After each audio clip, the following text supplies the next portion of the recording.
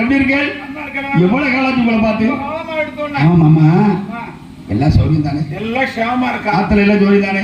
ஏண்டா ஆத்துல அவளும் நல்லா இருக்காடா?